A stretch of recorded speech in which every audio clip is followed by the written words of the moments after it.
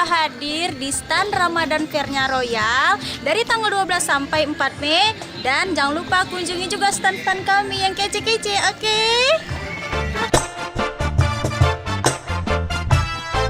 Yallah.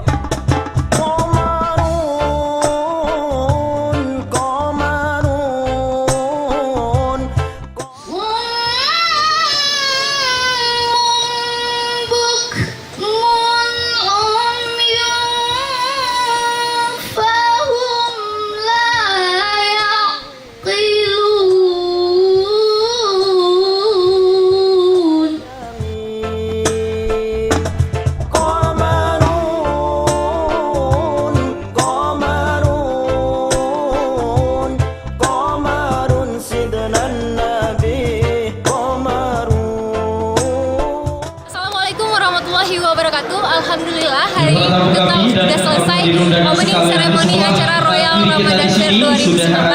Dan jangan lupa terus ikuti kegiatan-kegiatan menarik lainnya. Mulai dari besok kita sudah masuk ke berbagai kontes-kontes.